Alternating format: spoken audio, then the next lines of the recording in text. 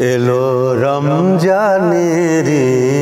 আসসালামু আলাইকুম রহমতুল্লাহি ওয়াবারাকাতুহ। ইন্নাল হামদুলিল্লাহ ওয়াসসালাতু ওয়াসসালামু আলা রাসূলিল্লাহ ওয়া বা'দ। প্রিয় দর্শক শ্রোতা, আশা করছি আল্লাহ রাব্বুল আলামিন আপনাদেরকে ভালো রেখেছেন, সুস্থ রেখেছেন। মাহে রমজানের প্রতিদিন আমরা তারাবির পূর্বে আপনাদের জন্য যে আয়োজন উপস্থাপন করে থাকি, ওয়ালটন এয়ার কন্ডিশনার নিবেদিত তারাবির সালাতে আল কোরআনের বার্তা অনুষ্ঠানে আপনাদেরকে স্বাগত জানাচ্ছি আমি নিজাম বিন মুহিব। প্রিয় দর্শক, আজকে আমরা চতুর্থ তারাবি পড়ব ইনশাআল্লাহ। আর আজকের তারাবিতে পঞ্চম পাড়ার শেষ অংশ এবং সেই সাথে ষষ্ঠ পাড়া তেলাওয়াত করা হবে, অর্থাৎ 1.5 পাড়া তেলাওয়াত করা হবে। আজকের তেলাওয়াতকৃত আয়াতগুলোর মধ্যে রয়েছে সূরা নিসার শেষ অংশ এবং সূরা মায়েদার 2/3 অংশ ইনশাআল্লাহ। প্রিয় দর্শক, আজকের তিলাওয়াতে কি রয়েছে সেই সার নির্যাস তুলে দেবার জন্য আমাদের সঙ্গে স্টুডিওতে আছেন আমাদের প্রিয় স্কলার শেখ আহমদুল্লাহ। আসসালামু আলাইকুম রাহমাতুল্লাহি ওয়া বারাকাতুহু। ওয়ালাইকুম আসসালাম রাহমাতুল্লাহি ওয়া বারাকাতুহু। উস্তাদ, আপনাকে আমাদের এই জীবন ঘনিষ্ঠ আয়োজনে স্বাগত জানাচ্ছি। ধন্যবাদ আপনাকে। শেখ, একদম শুরুতেই আমরা আজকের তারাবির অংশতে অর্থাৎ হাফেজ সাহেবরা যা তেলাওয়াত করবেন সেখানে কোন কোন ঘটনাগুলো রয়েছে সেই বিষয়গুলো নিয়ে আমাদের দর্শকদেরকে আমরা জানাবো। ধন্যবাদ আপনাকে। আজকে যে দুটি সূরার অংশ বিশেষ তেলাওয়াত হবে, যেমনটি আপনি নিজে বলেছেন, সূরা নিসার গতকালকের পরে যেটুকু বাকি ছিল সে অবশিষ্ট অংশ, আর সূরা মায়েদার বেশিরভাগ আজকে তেলাওয়াত হবে ইনশাআল্লাহ। এর মধ্যে সূরা মায়েদাই আজকের তারাবির বেশিরভাগ অংশ জুড়ে থাকবে। সূরা মায়েদার একটা বৈশিষ্ট্য হলো কোরআন কারীমের সবচেয়ে বেশি বিধিবিধান নাজিল হয়েছে এই সূরাটাতে, যেটা আজকে তেলাওয়াত হবে ইনশাআল্লাহ। এবং এই সূরায় 18টি বিধিবিধান আল্লাহ তাআলা আলোকপাত করেছেন একটি সূরাতেই, এবং এর মধ্যে অন্য কোনো সূরাতে এই বিধানগুলো আলোচনা হয়নি। ইন্টারেস্টিং বিষয় যে এই 18টি বিধানের রিপিট অন্য কোনো সূরায় আর হয়নি। কোরআনে তো একই বিধান বিভিন্ন জায়গায় আল্লাহ তাআলা আলোচনা করেছেন বিভিন্ন প্রেক্ষিতে বিভিন্ন প্রসঙ্গে, কিন্তু এখানে 18টি সূরা আলোচনা করা হয়েছে। এর মধ্যে বিশেষ করে হালাল হারাম, জীবজন্তু শিকার, আহলে কিতাবদের সাথে বিবাহ, তাদের খাদ্য গ্রহণ করা, অমুসলিমদের সাথে আমাদের সম্পর্ক কেমন হবে, তার মানদণ্ড কী হবে, চুরি, হত্যা, কিসাস, চুক্তি, শপথের বিধিবিধান, মাদকের ভয়াবহতা ইত্যাদি বিষয় সূরা মায়েদা কিন্তু আলোকপাত হয়েছে। পাশাপাশি আপনি যেটা বললেন যে ঘটনাবলী অনেকগুলো ঘটনাই আজকের তেলাওয়াতকৃত আয়াতগুলোতে এবং তেলাওয়াতকৃত অংশে রয়েছে। এর মধ্যে 4 নম্বর সূরার 94 নম্বর আয়াতে একটি গুরুত্বপূর্ণ ঘটনার দিকে ইঙ্গিত করা হয়েছে। সেটি হলো সাহাবীদের একটি দল নবী সাল্লাল্লাহু আলাইহি ওয়াসাল্লামের নির্দেশে সফরে গিয়েছেন। ফেরার পথে তারা একজন অমুসলিম যিনি ছিলেন এরকম এক ব্যক্তিকে দেখলেন যে তিনি সালাম দিয়ে কালিমা পাঠ করলেন। তখন সাহাবীরা কেউ কেউ মনে করলেন যে এই লোকটি আমাদের ভয়ে, লোকটা তো অমুসলিম আমরা জানি, সে সম্ভবত আমাদের ভয়ে এখন মুখে মুসলিম হওয়ার জাহির করেছে, সালাম দিয়েছে, কালিমা পাঠ করেছে। তখন তারা হত্যা করলেন। হত্যা করার পর নবী সাল্লাল্লাহু আলাইহি ওয়াসাল্লামের কাছে যখন ফিরে আসলো, শত্রু পক্ষের লোক হিসাবে হত্যা করেছে, কিন্তু সাধারণ মুসলিম ছিল তা কিন্তু না, যুদ্ধের একটা পরিস্থিতি। তো সেখানে প্রতিপক্ষের মধ্যে একজন যখন এরকম একটা ওইরকম পরিস্থিতিতে করেছে, তখন তারা যুদ্ধরত প্রতিপক্ষের একজন মনে করে তাকে হত্যা করেছে। নবী করিম সাল্লাল্লাহু আলাইহি ওয়াসাল্লামের কাছে আসার পর আল্লাহ তাআলা আয়াত নাযিল করেছেন।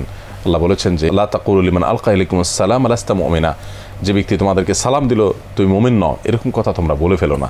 নবী সাল্লাল্লাহু আলাইহি ওয়াসাল্লাম এই ঘটনার পর সাহাবীদেরকে ডেকে বললেন, আল্লাহ শাকাখতা কালবা, লোকটা যে তোমাদের ভয়ে সালাম দিছে, কালিমা পাঠ করছে, অন্তর থেকে বলে না, তুমি কি অন্তর কেটে দেখেছো? এই ঘটনা উল্লেখ করে আল্লাহ সুবহানাহু ওয়া তাআলা আমাদেরকে বিশাল বড় বার্তা দিয়েছেন। আমরা ধারণা করে কারো সম্পর্কে কোনো ডিসিশন নিতে যাব না, যতক্ষণ পর্যন্ত বিষয়টা আমাদের কাছে পরিষ্কার না হয়ে যাবে দলিল প্রমাণ তথ্য উপাত্তের ভিত্তিতে, ততক্ষণ পর্যন্ত একটা মানুষকে আমরা জাজ করতে যাব না। আজকাল জাজমেন্টাল কমেন্ট তো আমরা যেন তেন বিষয়ের উপর ভিত্তি করে আমরা করে ফেলি। এই ঘটনাটা বড় অ্যালার্মিং সেজন্য আমাদের কাছে। ঠিক একইভাবে একই সূরার 135 থেকে 153 থেকে 155 নম্বর আয়াত, এই আয়াতগুলোতে আল্লাহ তাআলা বনী ইসরাঈলের অবাধ্যতার ইতিহাস তুলে ধরেছেন। সেখানে তারা প্রথমে বলেছে আল্লাহকে প্রকাশ্য দেখা ছাড়া তারা ঈমান আনবে না, লা নুমিনা লাকা হাত্তা নারাল্লাহ জাহরা। মুসা আসলামকে বলেছিল যে আপনার কথা আমরা বিশ্বাস করব না আল্লাহকে প্রকাশ্যে দেখা ছাড়া। এটা অনেক বড় একটা অধ্যত্ব ছিল।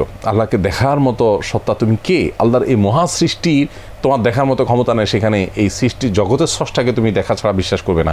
বিষয়টা একটু বাড়াবাড়ি হয়েছিল। আল্লাহ সুবহানাহু ওয়া তাআলা তাদেরকে তার জন্য বজ্র আঘাত তাদের উপরে হেনেছিলেন। এরপর তারা আল্লাহ তাআলা অনেকগুলো আদেশ লঙ্ঘন করেছে, যেমন তারা গোবৎস পূজা শুরু করে দিয়েছে। শনিবারে তাদেরকে মৎস্য শিকার করতে নিষেধ করা হয়েছিল, সেটাও বনী ইসরাঈল ইহুদিরা লঙ্ঘন করেছে। এবং একটা পর্যায়ে আল্লাহ রাব্বুল আলামিন তুর পাহাড়কে তাদের মাথার উপরে চেপে রেখে তাদেরকে প্রতিশ্রুতি নিয়েছেন তাদের কাছ থেকে, সেই প্রতিশ্রুতি তারা ভঙ্গ করেছে। এসবগুলোর কারণে আল্লাহ তাআলা তাদের অন্তরে মোহর মেরে দিয়েছেন, অর্থাৎ সত্য গ্রহণ করাটা তাদের ক্ষেত্রে খুবই কম হবে। এই জন্য আপনি দেখবেন বহু খ্রিস্টান মুসলমান হয়, বহু অন্য ধর্মাবলম্বী মুসলমান হয়, কিন্তু ইহুদি মুসলমান হয় এর সংখ্যা খুবই কম। এদেরকে আল্লাহ তাআলা হেদায়েত প্রাপ্তির সম্ভাবনাকে একেবারে ক্ষীণ করে দিয়েছেন, রেয়ার কেস করে দিয়েছেন, তাদের অবাধ্যতা চরম পর্যায়ে পৌঁছার কারণ। এরপর একই সূরা 157 থেকে 58 নম্বর আয়াতে ইহুদিরা ঈসা আলাইহিস সালামকে যে হত্যা ষড়যন্ত্র করেছিল সেই ঘটনা উল্লেখ করেছিলেন আল্লাহ সুবহানাহু ওয়া তাআলা, যে ইহুদিরা ঈসা আলাইহিস সালামকে ঘিরে ফেলেছিল এবং তাকে হত্যা করবার সমস্ত আয়োজন করেছে এবং তারা মনে করেছে তাকে হত্যা করেছে। আল্লাহ সুবহানাহু ওয়া তাআলা অলৌকিকভাবে ঈসা আলাইহিস সালামেরই একজন অনুসারীকে ঈসা আলাইহিস সালামের মতো করে দিয়েছেন, যিনি নিজেকে আত্মত্যাগ করতে প্রস্তুত ছিলেন। তারা তাকে হত্যা করে মনে করেছে ঈসা আলাইহিস সালামকে হত্যা করেছে। আল্লাহ বলেছেন ওমা কাতালুহু ওমা সালাবুহু বাল রাফাহুল্লাহু ইলাইহি। আল্লাহ বলেছেন ওমা কাতালুহু ওমা সালাবুহু বাল রাফাহুল্লাহু ইলাইহি।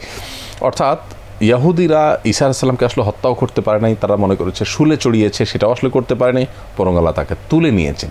আজও পৃথিবীতে ইহুদিরাও মনে করে যে ঈসা আলাইহিস সালামকে হত্যা করেছে, খ্রিস্টানরাও মনে করে তাদের নবী ঈসা আলাইহিস সালাম নিহত হয়েছেন, জন্য ক্রুশ চিহ্নকে তারা পবিত্র মনে করে, কারণ তারা মনে করে চিহ্নে এই ক্রুশে বিদ্ধ হয়ে তিনি মৃত্যুবরণ করেছেন। কিন্তু ঈমানদারদের বিশ্বাস হলো না, আল্লাহ তাআলা তাকে অলৌকিকভাবে উপরে তুলে নিয়েছেন, কিয়ামতের আগে তিনি আবার আগমন করবেন। তো এই বিষয়টি আল্লাহ রাব্বুল আলামিন আলোকপাত করেছেন সূরা নিসার 157 থেকে 158 নম্বর আয়াতে। ঠিক একইভাবে সূরা মায়দার প্রথম দিকে একটা ঘটনা রয়েছে, সেটি হলো বনী ইসরাঈলকে আল্লাহ রাব্বুল আলামিন মুসা আলাইহিস সালামের আল্লাহ তাআলা নির্দেশে পবিত্র ভূমিতে বনী ইসরাঈলকে নিয়ে প্রবেশ করতে বললেন, আল্লাহ তাআলা সেটা করলেন। সেখানে যাওয়ার পর তারা নানা অজুহাতে অবাধ্যতা করেছে। আসলে বনী ইসরাঈল বিভিন্ন সময় অবাধ্যতা করেছে, আল্লাহ নাফরমানি করেছে, সেই ঘটনাগুলো আল্লাহ তুলে ধরেছেন এবং তাদেরকে আল্লাহ তাআলা বিভিন্ন সুযোগ দিয়েছেন, কিন্তু তারা একের পর এক হঠকারিতা করেছে মুসা আলাইহিস সালামের সাথে, যার ফলশ্রুতিতে তুর পাহাড়ে তারা 40 বছর ঘুরপাক খেয়েছে বনী ইসরাঈল। সেই ঘটনা আল্লাহ তাআলা উল্লেখ করেছেন সূরা মায়দাতে 21 থেকে 26 নম্বর আয়াতে।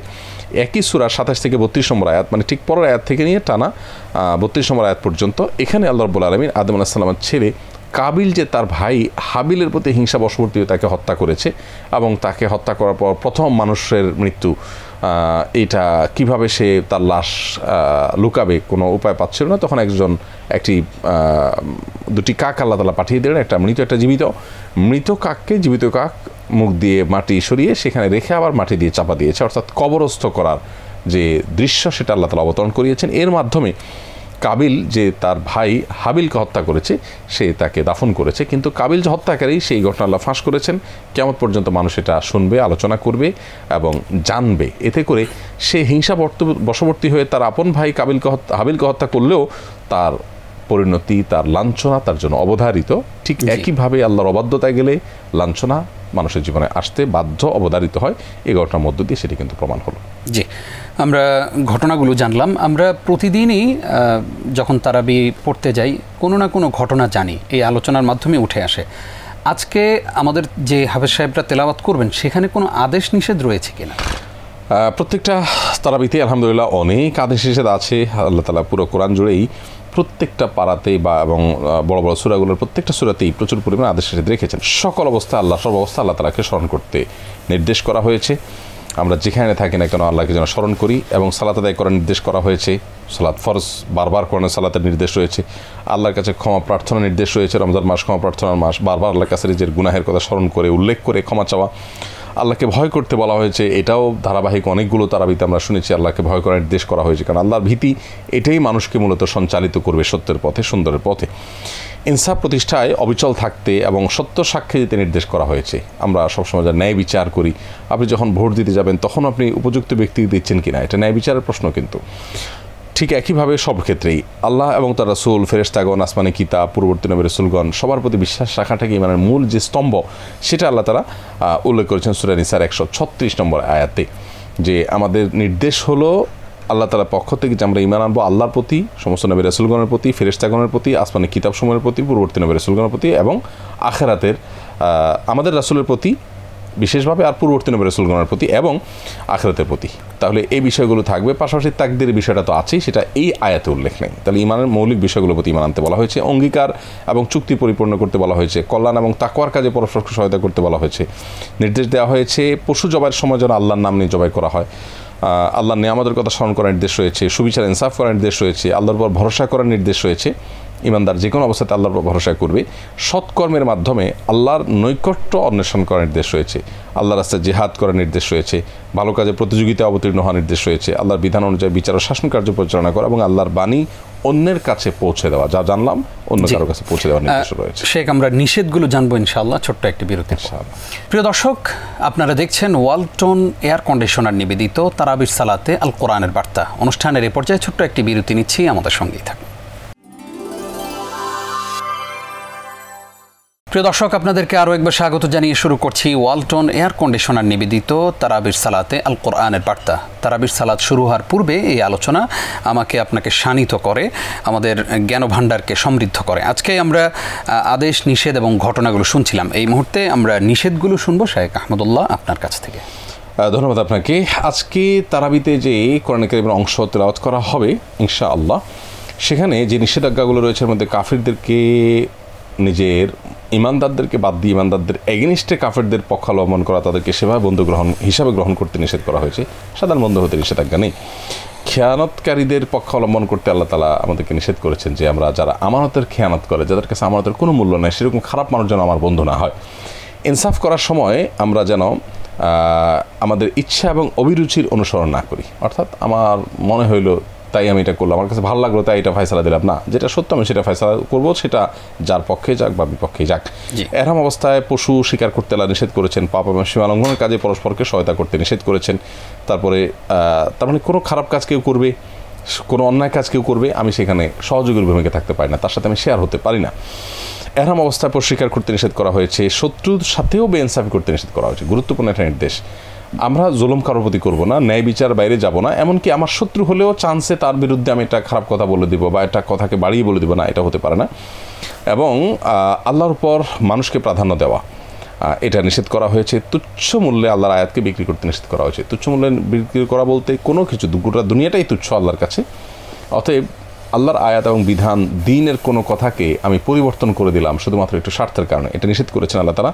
ইহুদি এবং খ্রিস্টানদেরকে নিজের অন্তরঙ্গ বন্ধু হিসাবে গ্রহণ করে মুসলমানদের এগেনিস্টে তাদের পক্ষ অবলম্বন করা নিষেধ করা হয়েছে। সে বিষয়টি ধর্মকে যারা ক্রীড়া কৌতুকের বস্তু বানায়, যারা কাফির, এই সমস্ত মানুষগুলোকে নিজের অন্তরঙ্গ বন্ধু হিসাবে গ্রহণ করতে আল্লাহ তাআলা নিষেধ করেছেন। জি শেখ, প্রতিদিনই কিছু না কিছু বিধিবিধান থাকে, আজকেও কি কিছু অনেকগুলো বিধিবিধান আছে। আজকে তেলাওয়াতকৃত আয়াত সূরা নিসার 92 নম্বর আয়াতে, কারণ ভুলের কারণে কোনো ইমানদার মারা গেলে তার কাফারা এবং রক্তমূল্যের কথা বলা হয়েছে। 100 ওট দিতে হবে নিহত ব্যক্তিকে যদি আপনার ভুল এর কারণে কোনো মানুষ মারা যায়।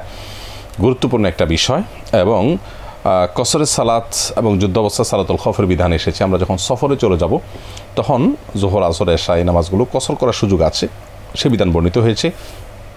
একইভাবে যাদের সন্তান সন্ততি নেই এবং পিতামাতাও নেই, এদেরকে কালালা বলা হয়। এই কালালার বিধান কি আল্লাহ তাআলা সেটি উল্লেখ করেছেন, অর্থাৎ এদের সম্পদ কীভাবে বন্টন হবে, কারা পাবে সেটি। অজু গোসলের বিধিবিধান বর্ণিত হয়েছে এবং সেই সাথে অজু গোসলে যদি কেউ অপারগ হয় তার জন্য তায়াম্মুমের বিধানও আল্লাহ সুবহানাহু ওয়া তাআলা বর্ণনা করেছেন। এটা হলো সূরা মায়েদার 6 নম্বর আয়াতে শুরুর দিকে। এরপরে চুরির যে চরম শাস্তি ইসলামে, সেটির কথা আল্লাহ তাআলা আজকে তেলাওয়াতকৃত আয়াতে বলেছেন। দেখুন, চুরির শাস্তি, এটা চরম শাস্তি মনে হয় আমাদের অনেকের কাছে। আল্লাহ তাআলা যে সমস্ত অপরাধের ফলে সমাজে বিশৃঙ্খলা হবে, অশান্তি হবে, মানুষের জীবন বিপন্ন হবে, সেগুলোকে কঠোরভাবে আল্লাহ তাআলা দমন করে নির্দেশ করেছেন। এই জন্য চুরির শাস্তিটা একটু কঠিন, কারণ চুরি যদি ব্যাপক হয়ে যায় সমাজ অস্থিতিশীল হবে এবং মানুষ নিরাপত্তাহীনতা ভুগবে। ঠিক একইভাবে ইসলামের সবচেয়ে আপনার সাম্যের উজ্জ্বল উদাহরণগুলোর একটি হলো কিসাস। জি, আল্লাহ সুবহানাহু ওয়া তাআলা সেই কিসাসের বিধানও আজকের তারাবিতে তেলাওয়াত করা হবে সূরা মায়েদার 45 নম্বর আয়াতে, অর্থাৎ হত্যার বদলে যে হত্যার বদলে হত্যা, যেটাকে কিসাস বলা হয়। সেখানে আল্লাহ সুবহানাহু ওয়া তাআলা করে পরিষ্কার করে বলেছেন যে আল আনফাবিল আনফল উজনাবিল উজওয়া সিন্না বিসিন, একবার প্রত্যেকটা অঙ্গের পরিবর্তে অঙ্গ, যদি কেউ কারোর অঙ্গহানি করে তার অঙ্গহানি করা হবে। আর কেসাস তো আছেই, যে কেউ কারো প্রাণহানি করলে ইচ্ছাকৃতভাবে তারও প্রাণহানি করা হবে শাস্তিস্বরূপ। বল জুরু হাক কিসাস, এভাবে কেউ কাউকে যদি আপনার কোনোভাবে আঘাতপ্রাপ্ত করে, ক্ষতবিক্ষত করে, যতটুকু করবে ততটুকু তাকেও ভোগ করতে হবে। গোটা পৃথিবীতে এখন একটা ট্রেন্ড চালু হয়েছে যে মানুষ ফখর করে, গর্ব করে যে তারা মৃত্যুদণ্ডে বিশ্বাসী না। তো একটা মানুষের জীবন যখন কেউ নষ্ট করে তখন ওই মানুষটাকে বাঁচিয়ে রাখা, এটা হলো যে নিহত ব্যক্তি তার সাথে এক ধরনের উপহাসের মতো। যদি কেউ ইচ্ছাকৃতভাবে ঠান্ডা মাথায় কোনো মানুষকে খুন করে এবং সেটা সুসাব্যস্ত হয়, প্রমাণিত হয় তথ্যপত্রের ভিত্তিতে, তখন তারও জীবনহানি করা এটাই হলো সাম্য, এটাই হলো ইনসাফ, এটা হলো তার যথোপযুক্ত পাওনা। আর এরকম একটি দুটি ঘটনা ঘটলেই গোটা সমাজ শুধরে যাবে এবং সংশোধন হয়ে যাবে। এই আল্লাহর বিধান কেসাসটিকে না মানানোর কারণে সমাজে আমরা দেখি যে খুন এটা নুনের চাইতে সস্তা হয়ে গেছে। তো সে বিষয়টা আল্লাহ তাআলা আলোকপাত করেছেন। নারী এবং এতিম মেয়েদের অধিকার বিস্তারিত বিবরণ আল্লাহ তাআলা দিয়েছেন। দাম্পত্য কলহ নিরসনে মীমাংসায় যেন অগ্রাধিকার দেওয়া হয়, কিছু হলেই যেন বিচ্ছেদের দিকে না যাওয়া হয়, সে বিষয়ে আল্লাহ তাআলা সূরা নিসার 127 থেকে 130 নম্বর আয়াতে বিধিবিধান উল্লেখ করেছেন। একইভাবে হালাল হারাম সম্পর্কে আল্লাহ বলেছেন, যেটা আমরা শুরুতে বলেছি যে সূরা মায়দা কিন্তু সবচেয়ে বেশি বিধিবিধান এসেছে, 18টি বিধিবিধান এসেছে যেগুলো অন্য কোনো জায়গায় আসেনি। এবং এখানে হারামের তালিকার মধ্যে মৃত যে কোনো মৃত জন্তু, রক্ত, শূকরের গোশত, আল্লাহ ছাড়ানোর কারণে জবাই করা হয়েছে সেগুলোর কথা উল্লেখ করেছেন। শ্বাস রোধে মৃত পশু, তারপরে প্রহারের কারণে মৃত পশু, উপরে থেকে নিচে পড়ে গিয়ে মারা গেছে সেরকম পশু, অথবা অন্য কোনো পশুর আঘাতে মারা গেছে সেরকম পশু, কিংবা হিংস্র জন্তু খেয়ে রেখে গেছে সেরকম পশু, এগুলো সবগুলো আল্লাহ তাআলা হারাম করেছেন। এবং সে বিষয়টি আল্লাহ তাআলা সূরা মায়দার 1 এবং 3 নম্বর আয়াতে আলোকপাত করেছেন। জি, তো এই হলো মোটামুটি বিধিবিধান এবং হালাল হারাম সম্পর্কিত বিষয়। শেখ, আমাদেরকে সতর্ক করে কি আল্লাহ রাব্বুল আলামিন আজকের তেলাওয়াতকৃত অংশে কোনো আয়াত? অনেকগুলো সতর্ক, পুরো কোরআনটাই আসলে সতর্কীকরণ। আল্লাহ সুবহানাহু ওয়া তাআলা কিন্তু বারবার করে বলেছেন যে আল্লাহ তাআলা তার রাসূলকে বাশীর এবং নাযীর করে পাঠিয়েছেন, তিনি সুসংবাদ দাতা এবং সতর্ককারী হিসেবে এসেছেন। এবং কোরআনকেও আল্লাহ তাআলা বলেছেন যে এটা আপনার প্রতি নাজিল হয়েছে হে রাসূল, কেন? লিতুবাশশিরা, যাতে করে এই কোরআন দিয়ে আপনি মানুষকে সুসংবাদ দিতে পারেন। এবং একইভাবে আল্লাহ তাআলা এই কোরআনের উদ্দেশ্য বলেছেন সতর্ক করা। তো সেই জায়গা থেকে প্রত্যেক তারাবিতে আমরা অনেকগুলো সতর্কবার্তা পাই।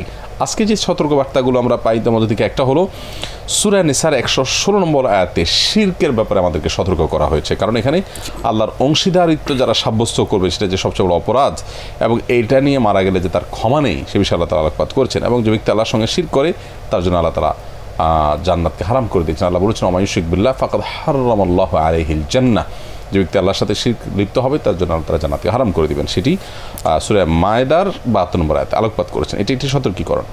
মানুষকে শয়তান আস্তে আস্তে নিজের দাসত্বে পরিণত করে, দাসে পরিণত করে আল্লাহর বিধানের পরিবর্তে শয়তানের কথা শোনায়, সে বিষয়ে আল্লাহ তাআলা সতর্ক করেছেন সূরা নিসার 119 নম্বর আয়াতে, তারপর সূরা নিসার 171 নম্বর আয়াতে, এবং সূরা মায়দার 17 নম্বর আয়াতে এবং 73 থেকে 75 আয়াতে, সবগুলো আয়াতে আল্লাহ রাব্বুল আলামিন খ্রিস্টানদের যে মৌলিক একটি বিশ্বাস তৃত্ববাদ সেটার অসারতা আল্লাহ তাআলা উল্লেখ করেছেন এবং সেটা খণ্ডন আল্লাহ সুবহানাহু ওয়া তাআলা করেছেন। ঈসা আলাইহিস সালামকে খ্রিস্টানরা মনে করে আল্লাহর পুত্র, নাউজুবিল্লাহ, এবং মারিয়ামকে আল্লাহর স্ত্রী বলে তারা, নাউজুবিল্লাহ। এটা আল্লাহর শানে চরম বেয়াদবি, আল্লাহর জন্য এটা অবমাননাকর। আল্লাহর সৃষ্টি, আল্লাহর একটা দাস, তিনি নবী হন আর রসুল হন, দিন শেষে আল্লাহর সৃষ্টি, তিনি আল্লাহর দাস। সেই ব্যক্তিকে আল্লাহ তাআলার পরিবার সদস্য করা মানে আল্লাহর অপমান করা, আল্লাহকে অপমান করার চেষ্টা করা। এবং আল্লাহ তাআলা যে অমুখাপেক্ষী, আল্লাহ বলেছেন যে আল্লাহু আস-সামাদ, তিনি কারো মুখাপেক্ষী নন। তো সন্তান সাব্যস্ত করা মানে মানুষ সন্তানের দিকে মুখাপেক্ষী হয়, পরিবার দরকার হয় মানুষের পৃথিবীতে বাঁচার জন্য, কিন্তু আল্লাহ তাআলা এগুলো থেকে ঊর্ধ্বে, যার কারণে সেগুলোর অসারতা উল্লেখ করেছেন, সতর্ক করেছেন আল্লাহ তাআলা। জি, এবং মুসলমানদের সমাজে মুনাফিকরা যারা ঘাপটি মেরে থাকে এদের সম্পর্কে আল্লাহ তাআলা সতর্ক করেছেন সূরা নিসার 137 থেকে 145 নম্বর আয়াতে। আমরা জানি যে আমাদের সমাজেও কিন্তু বহু মুনাফিক আছে, যে মুনাফিকরা মুসলমানদের সাথে তাল মিলায় সব কিছুতে, কিন্তু তাদের অন্তর ইসলামের প্রতি ন্যূনতম বিশ্বাস নেই, বরং পারলে তারা অমুসলিমদের স্বার্থ রক্ষা করে মুসলমানদের স্বার্থের বিরুদ্ধে অবস্থান গ্রহণ করে। সে বিষয়ে আল্লাহ তাআলা সতর্ক করেছেন। এবং মুসলমানদের প্রতি সবচেয়ে বেশি শত্রুতা করবে ইহুদিরা। গুরুত্বপূর্ণ একটা অ্যালার্মিং এবং সতর্কীকরণ আল্লাহ তাআলা সূরা মায়দার 82 নম্বর আয়াতে উল্লেখ করেছেন, ওয়ালা তাজিদান্না আশাদ্দান নাসি আদাওয়াতান লিল্লাযিনা আমানু আল ইয়াহুদ। আল্লাহ বলেছেন যে ঈমানদারদের জন্য সবচেয়ে বেশি শত্রুতা পোষণকারী দেখবা তোমরা ইহুদিদেরকে, আর খ্রিস্টানদেরকে দেখবা যে তাদের তুলনা, ইহুদিদের সাথে কম্পেয়ার করলে তাদের তুলনা তোমাদের জন্য এত বেশি শত্রুতা তারা পোষণ করে না। আজও কিন্তু সেটা সুসাব্যস্ত, এবং কিয়ামতের আগে ঠিকই ইহুদিদের বিরুদ্ধে মুসলিম এবং খ্রিস্টানরা ঐক্যবদ্ধ হয়ে লড়াই করবে, এরকম একটা সময় আসবে। সো আমাদের আজকের বাস্তবতা আমরা দেখতে পারি যে কীভাবে ইহুদিরা মুসলমানদের বিরুদ্ধে, গোটা পৃথিবীতে যেখানে আছে দেখবেন যে সব জায়গায় ইহুদিরা মুসলমানদের বিরুদ্ধে শত্রুতা, চরম শত্রুতা লিপ্ত, সে বিষয়ে কিন্তু সতর্ক করা হয়েছে। জাযাকাল্লাহ খাইর শেখ। আমরা আমাদের সন্তানদের পছন্দ অপছন্দের কথা জানি, আবার সন্তানরা বাবা মায়ের পছন্দ অপছন্দের কথা জানি, কিন্তু আল্লাহর পছন্দ এবং অপছন্দের বিষয়গুলো আজকের তেলাওয়াতে কি এসেছে? প্রতিদিনের তেলাওয়াতে কিছু না কিছু থাকে এবং তারই ধারাবাহিকতায় আজকে আপনি নিশ্চয় জানেন যে আজকে সূরা মায়দা 13 এবং 93 নম্বর আয়াতে আল্লাহ তাআলা অনুগ্রহকারীদেরকে ভালোবাসেন সেটা আল্লাহ বলেছেন। আল্লাহ পছন্দের একটা তালিকা পেলাম, আমরা একটা সন্ধান পেলাম পছন্দের একটা গ্রুপ অফ পিপলের, সেটা হলো আল্লাহ সমস্ত মানুষদেরকে মহব্বত করে ভালোবাসেন। ইন্নাল্লাহা ইউহিব্বুল মুহসিনিন, যারা অনুগ্রহ করে, অন্যের প্রতি ইহসান করে। আর একইভাবে আল্লাহ সুবহানাহু ওয়া তাআলা একই সূরার অর্থাৎ সূরা মায়দার 42 নম্বর আয়াতে বলেছেন আল্লাহ ন্যায় বিচারকদেরকে ভালোবাসেন। ন্যায় বিচারক বলতে যারা বিচারক পদে আছেন, যারা জাজ, যারা বিচারপতি, তাদের কথা বলা হচ্ছে তা কিন্তু নয়। শুধু আমরা সবাই কিন্তু বিচারক। আমি আপনার সম্পর্কে একটা কমেন্ট করছি, এখানে বিচারকের ভূমিকা আমি অবতীর্ণ হলাম। আমি কাউকে ভোট দিচ্ছি, সেখানে আমি বিচারকের ভূমিকা অবতীর্ণ হলাম যে আমি ফয়সালা করছি এই লোকটা উপযুক্ত। কোথাও একটা পথে সড়ক দুর্ঘটনা হয়েছে, আমার সেখানে পরিচিত লোক আছে, আমি সেখানে গিয়ে একটা কথা বলছি, জাজমেন্টাল কমেন্ট করছি, এর দোষ না, এটাও বিচারকের একটা ভূমিকা। একটা মানুষকে ভালো বলছি আমি, সেটাও বিচারকের ভূমিকা আমি অবতীর্ণ হচ্ছি। একটা মানুষকে খারাপ বলছি, সেটাও বিচারকের ভূমিকা অবতীর্ণ হচ্ছে। তো এই ক্ষেত্রে আল্লাহ তাআলা বলেছেন যে যারা সব সময় ন্যায় বিচারকে অগ্রাধিকার দেয়, যে আমি যেটা দেখেছি সেটা, এমনকি আমার পছন্দের লোকের বিরুদ্ধে গেলেও সেটা আমি বলবো, তাদেরকে আল্লাহ ভালোবাসেন। এবং আল্লাহ খেয়ানতকারী, বিশ্বাসঘাতকতাকারী, তাদেরকে আল্লাহ অপছন্দ করেন। সেটা আল্লাহ তাআলা বলেছেন সূরা নিসার 107 নম্বর আয়াতে। আল্লাহ জুলুম ছাড়া কোনো মন্দ বিষয়ের প্রকাশকে আল্লাহ তাআলা পছন্দ করেন না। 6 নম্বর পারার একেবারে প্রথম আয়াতটাই এটা, লা ইউহিব্বুল্লাহুল জাহরা বিসসুই মিনাল কাউলি ইল্লা মান যুলিম। নিকৃষ্ট খারাপ কোনো কিছুর প্রচার আল্লাহ পছন্দ করে না, কিন্তু জুলুমের শিকার হলে মাজলুমের তার কথা বলার সুযোগ কিন্তু আছে। জাযাকাল্লাহ খাইর শেখ, ছোট্ট করে একদম আমরা জানতে চাই যে আজকের শিক্ষাগুলো কি? আজকের তেলাওয়াতকৃত আয়াতের মধ্যে অনেক শিক্ষায় আছে। আমরা যদি ছোট্ট করে শুধু একটা পয়েন্ট বলি, সেটা হলো সূরা আলে ইমরান 139 নম্বর আয়াতে আল্লাহ রাব্বুল আলামিন আমাদেরকে শিক্ষা দিয়েছেন যে ইজ্জত এবং সম্মানের মালিক আল্লাহ রাব্বুল আলামিন। আল্লাহর আনুগত্য, আল্লাহর কথা মানার মাধ্যমে আমাদের সম্মান এবং মর্যাদা নিহিত আছে। আল্লাহ বলেছেন কুলিল্লাহুম্মা মালিকাল মুলক তুতিল মুলকা মান তাশা ওয়া তুইজ্জু মান তাশা ওয়া তুযিল্লু মান তাশা। আল্লাহ তাআলা সকল সম্মানের অধিকারী, মালিক। তিনি যাকে ইচ্ছা তাকে ইজ্জত দেন, যাকে ইচ্ছা তাকে অপমান করেন, যাকে ইচ্ছা তাকে রাজত্ব দেন, যার কাছ থেকে ইচ্ছা রাজত্ব ছিনিয়ে নেন। অতএব আমরা আল্লাহর কাছে ধাবিত হব, আল্লাহর দিকে ধাবিত হব সম্মানের জন্য, এবং সকল সম্মান দেওয়ার মালিক হিসাবে আল্লাহর কাছে সম্মানের আশা করব, অন্য কোনো কিছুতে নয়।